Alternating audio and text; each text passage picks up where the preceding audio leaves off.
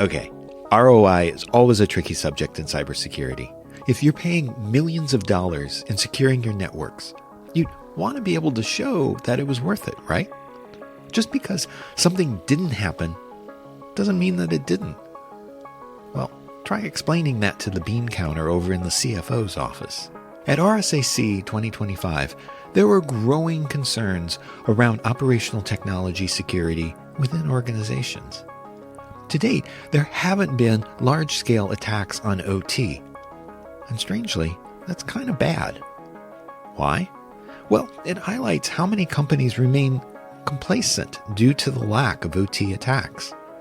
These organizations, well, they're failing to recognize that OT systems are just as vulnerable as traditional IT infrastructure. As a result, there's a lack of motivation or budget to proactively address these risks, with only compliance regulations, like those in the EU, helping to drive any action. Which gets us back to the difficulty in quantifying return on investment for cybersecurity measures. Perhaps the best analogy is to insurance, valuable precisely because it prevents visible failure. If only it were that simple. Supply chain vulnerabilities are now a critical threat vector to OT systems, with attackers increasingly targeting third-party products and services to infiltrate otherwise secure environments. AI is used in cyber attacks, enabling sophisticated phishing campaigns. And looking forward, there's concern over dormant attacks, using embedded systems within IT systems, lying inactive for years until they're triggered.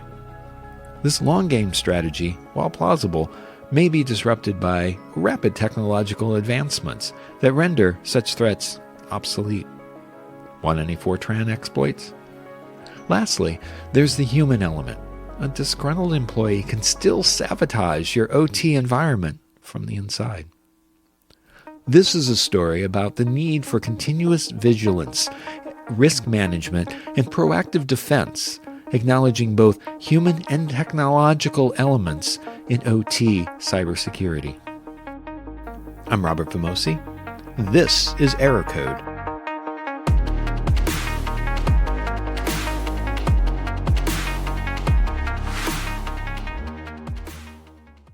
I am Andrew Hural. I am Managed Detection and Response Director with UnderDefense cybersecurity company. So UnderDefense is a cybersecurity company.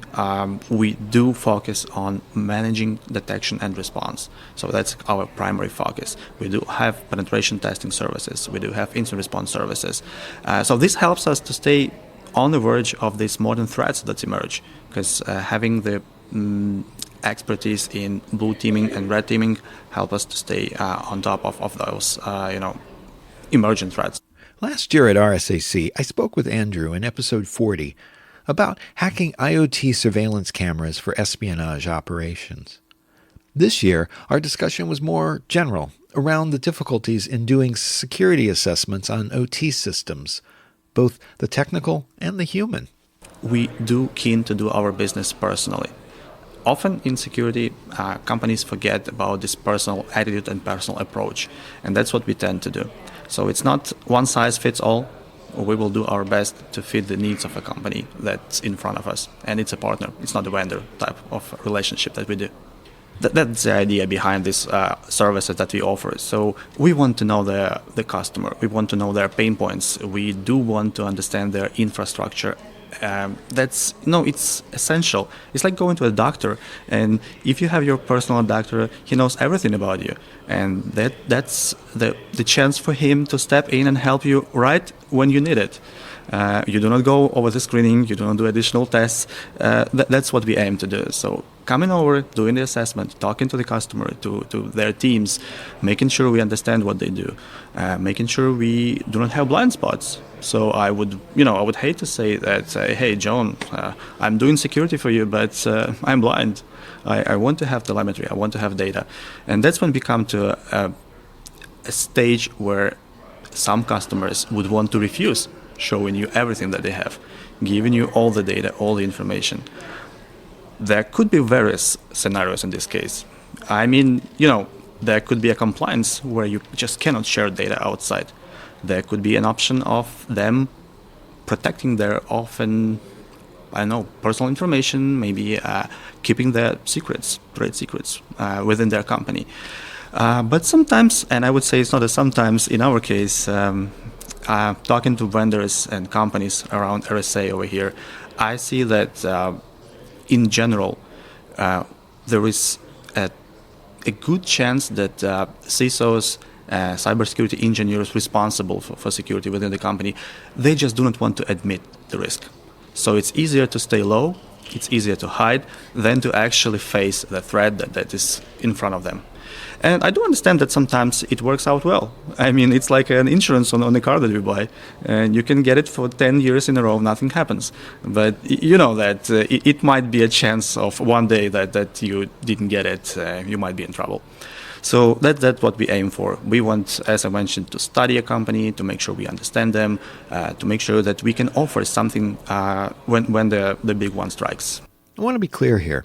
Are you talking about both the IT world and the OT world, or just the OT world? At the moment, I was generally speaking about the security principles that we would want to leverage within the companies. But as we go in more particular details, as you mentioned, it's easier to do IT, at the moment at least.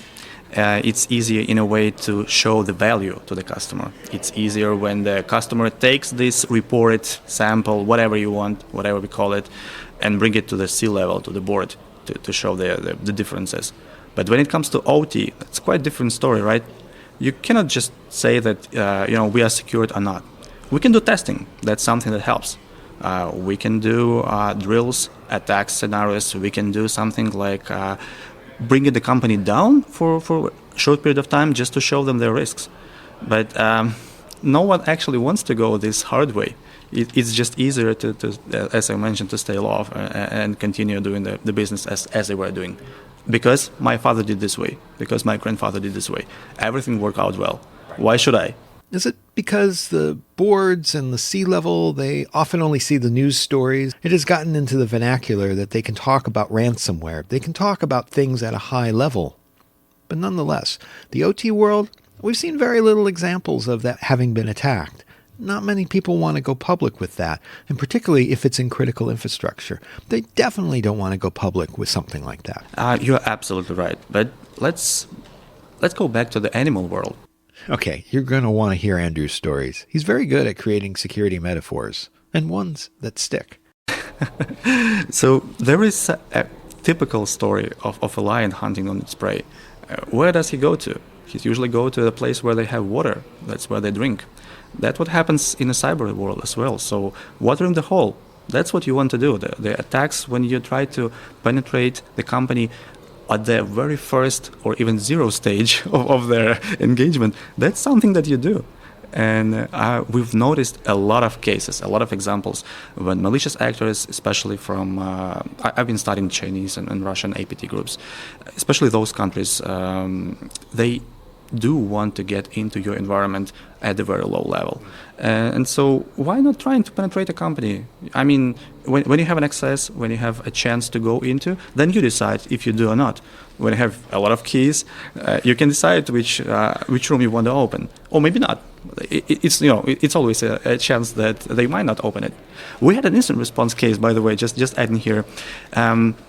It's very small OT infrastructure, but what happened there was that actually a company wanted to stay low, as we mentioned. They didn't want to share any information outside, but they had to, because malicious actors, they publish information on their website.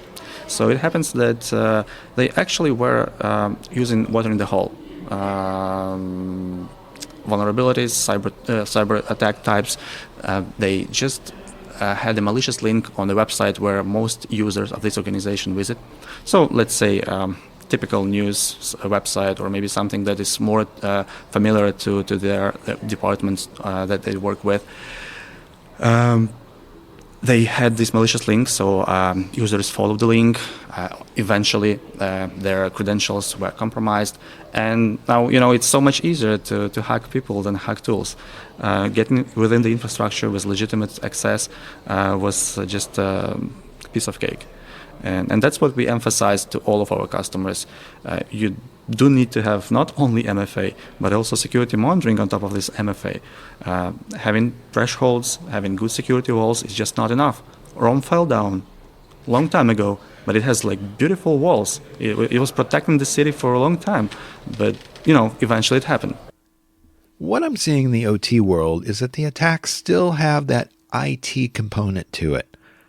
They're going after the business-related software package or a vulnerability in the operating system and then piggybacking their way down to the OT environment. Is that generally the case? I would assume that we do not need to outline and say that there is no chance they are doing OT attacks. I think they do. I do believe that it's really easy for malicious actors actually to get into their software because it's, as we mentioned before, vulnerabilities issue, patching issue, outdated software issue that you follow.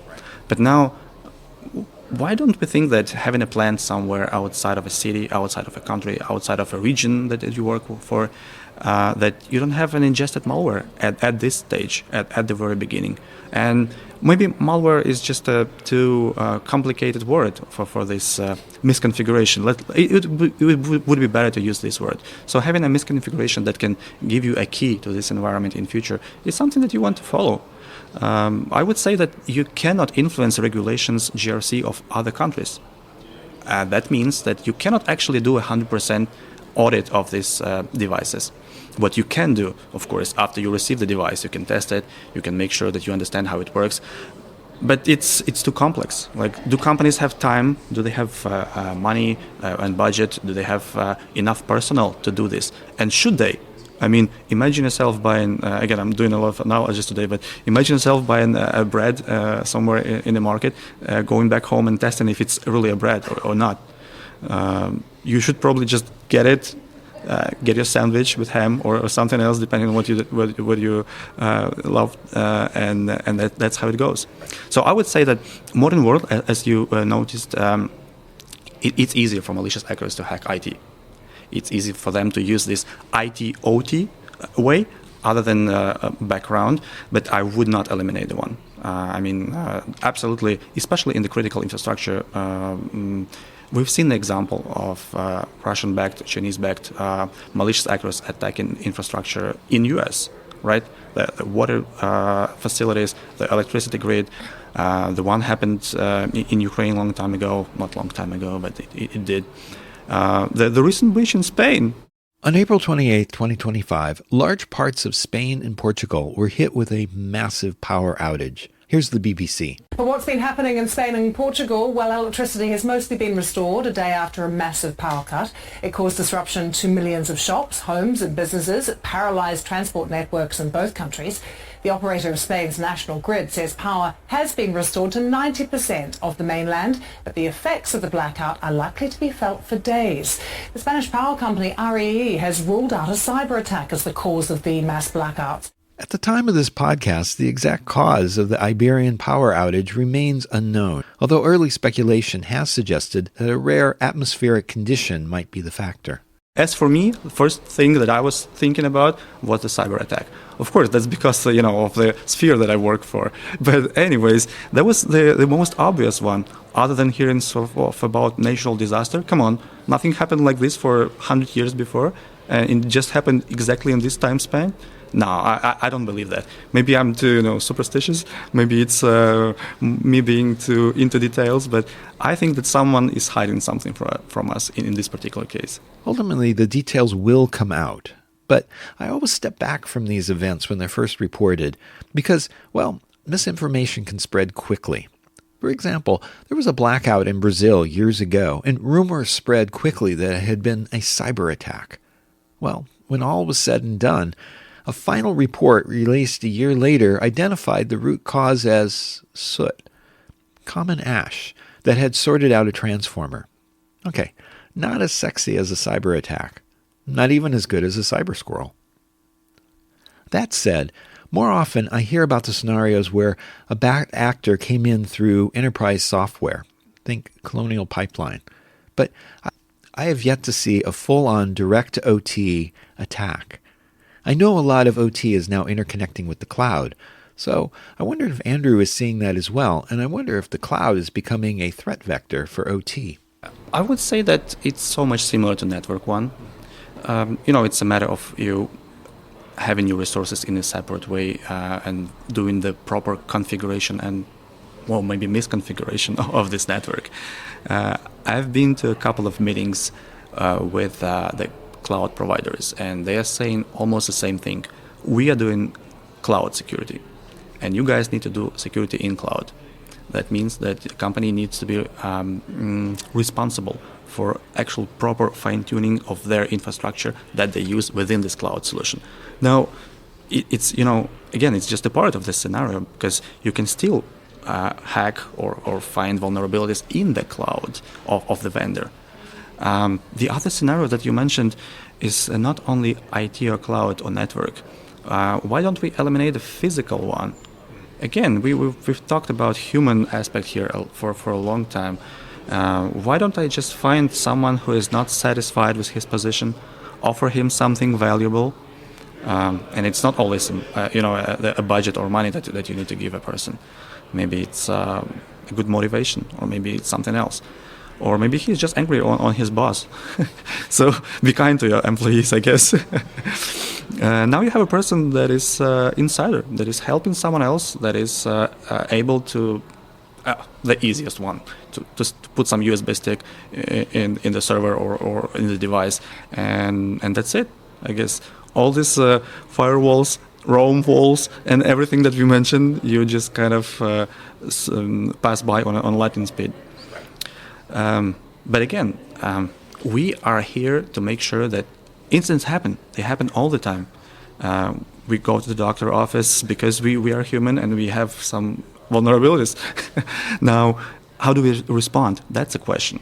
And I would say that each and every company, each and every CISO or anyone responsible for security within the organization need to think about, what do I do in case something happens? Am I prepared? Do I have a plan? Did I have this plan tested? Do I do tabletop exercises? Sometimes it's even a matter of you testing the plan when you have a switch in your teams. You have an employee that just left, and she was responsible for the essential part of this response. Now that they left, a new one is onboarded, but they are not even aware of this. No one actually gave them the idea that they should be doing this. So they are in a list. They should be doing it, but they are not. What happens within the security incident? That's when the bottleneck happens. That's when you have the real problem. I would assume that we need to focus on this, and we need to pay attention to the incident response exercises as we go, because the incidents happen. So Andrew mentioned that people do things because, well, they've always been done that way.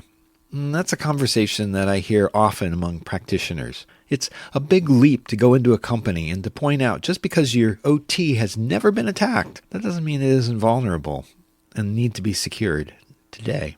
It is a challenge. It's like someone's doing exercises. They go into gym, others not.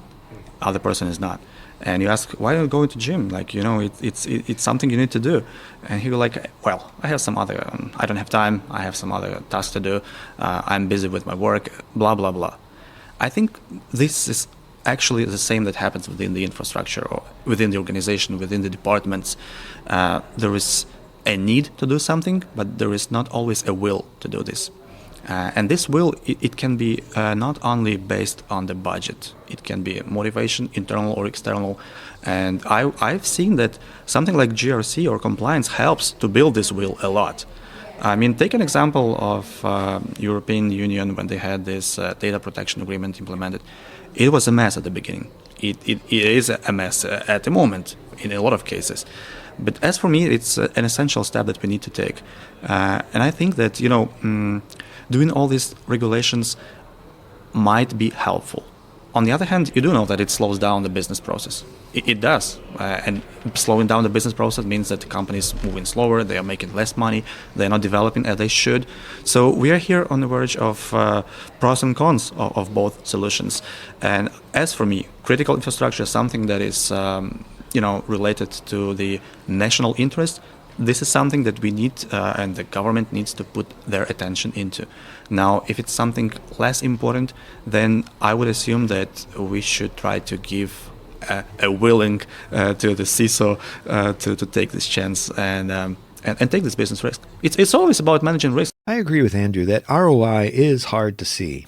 It's like a 10-year insurance plan. And just because nothing happens over that 10 years doesn't mean that nothing will happen. But that ROI, it's often hard to demonstrate. I would think that the ROI on OT security would be perhaps the hardest thing because companies have been embracing the IT world and they've been making a lot of gains in protecting that. But the OT world, we don't hear about those attacks. Absolutely. What do we measure as an ROI? Usually it's, the investment that you spend on something, and now you can say that there was the time span of we mentioned 10 years, let's use 10 years, that you had some outcome. Nothing happened. Well, eventually we are happy that nothing happened. And this is our ROI. This is something that gives us the strength to say we did not just spend this money, we invested this money right. Because if we did not do this, there is a high chance that the company wouldn't survive. It stopped. The whole department is not working, or even less, or even more, depending on the company size. The other trend I'm hearing in the conversations that I'm having here at RSAC is attacks within the supply chain, the devices that are manufactured elsewhere and brought into a critical structure environment. I'm bringing up the sticker from my pocket at the moment, and it says supply chain invaders. Absolutely. This is I would say it's the easiest, not the easiest, but it's a pretty easy way for a malicious actors to get within the organization. Sometimes you feel that you pay a lot to your personal security, as well as building your body in the gym, but then someone else comes in, and then someone else happens to be working with your company that is not as secure, as aligned into what they do. But you do need those services. You kind of use those tools, this machinery, use this shadow IT, for example. That means that you kind of expose yourself. We do not have a chance to go into. Again, I'm just turning back to the GRC aspect in my head. We cannot just go back and say, hey, you're not ISO, SOC 2, or whatever compliance. Just because we do not want to stop the businesses from their development cycle. I don't know. I'm pretty sure that supply chain attacks are something that is to be leveraged as we go, especially with the modern technology, with LLM and AI usage. We've seen on the penetration testing example that I think 150 or 200% rise in the use of AI tools, and as a consequence, as a result, phishing email, compromised business accounts, trying to get within the systems. Now you can do the same with the supply chain. What I think the example of one of the U.S. government infrastructure that we had breaches recently.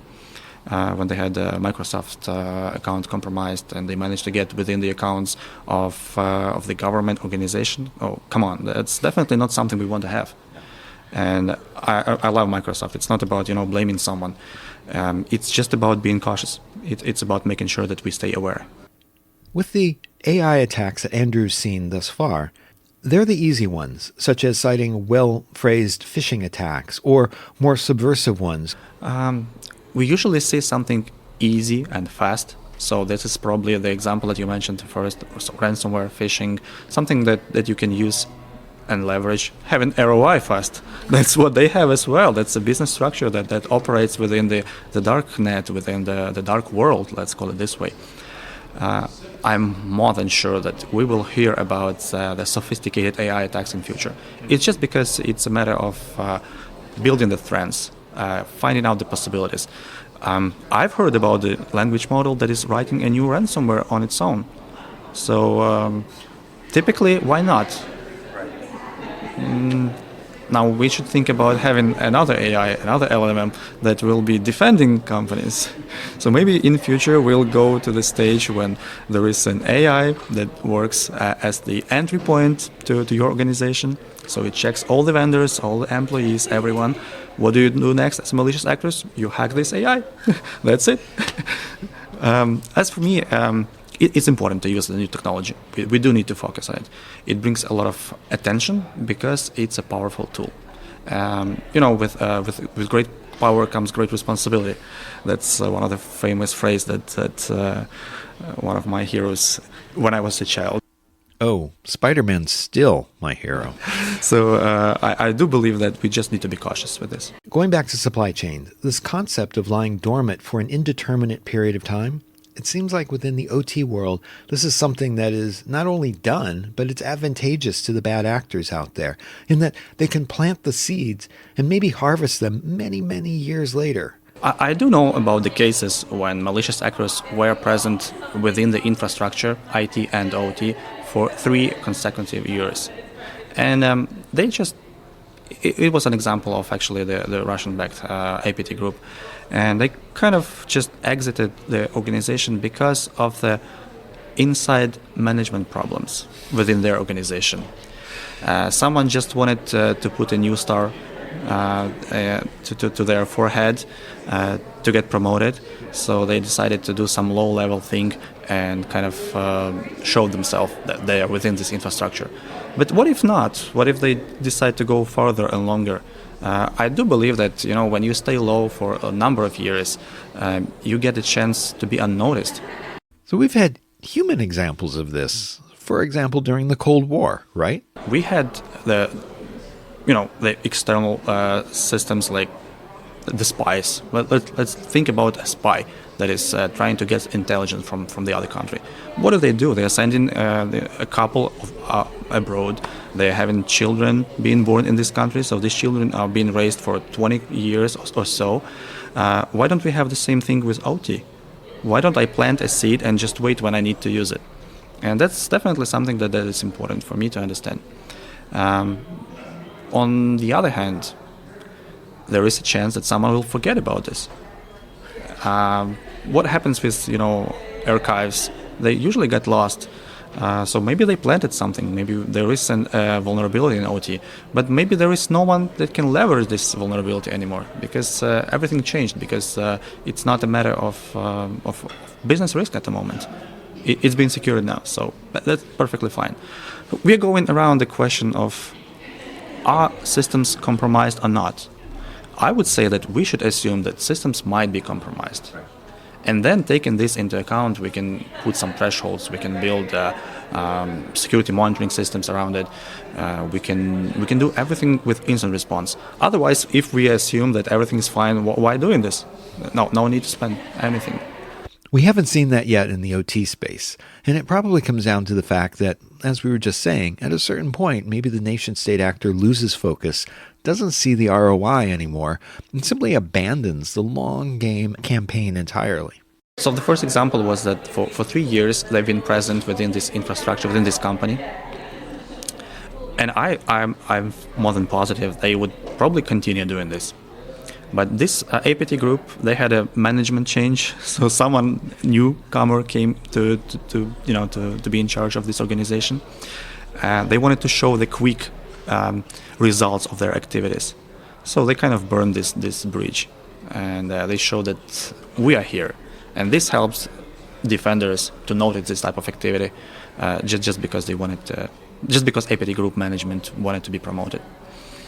It's challenging. It's something that we need, but on the other hand, we need to pay attention to these facts, because humans are on both sides, on the offense and on the defense side. So they do mistakes. Both teams can do mistakes. Both teams are responsible for doing their own actions, and in this case, it's just an example. Maybe there is more organizations when they still have this bridge on, when they have the connection, when they have telemetry, when they have data, but they're not using it. Why not? The other thing I was thinking of is that technology develops very fast. That means that, well, we do not have a lot of plants working on 1980s technology or like even the millennium. They are still advancing. They are putting a lot of efforts into this, and this could be a key for this change, for this unnoticing long-time effect of these tools. But we have the International Space Center flying over there. There is a lot of technology over our heads, and it's away from the last century.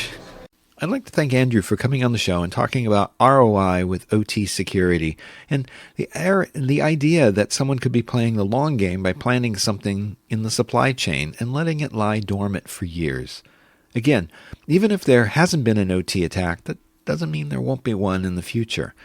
Organizations today need to be vigilant and prepare, not just for their IT systems, but for their OT systems as well. Okay. It was a good conversation. I really enjoyed it, and thank you again for asking us for this interview second year. Because, every time when I speak to a person like you, open-minded, a person that can bring some additional ideas, you just rethink all the topics. And when you rethink the topic, you do understand that, like a gym, you need to exercise. You need to do this again and again and again. So thank you for this. Hey, if you're enjoying Error Code, tell a friend. I'm sure there are other people out there who like narrative information security podcasts. And I'd really like to hear from you. Go to errorcodepodcast.com to get more details. And tell me what you like, and even what you don't. I've got some great episodes coming up. We'll have more on Volt Typhoon, Salt Typhoon, and hacking utilities supply chains.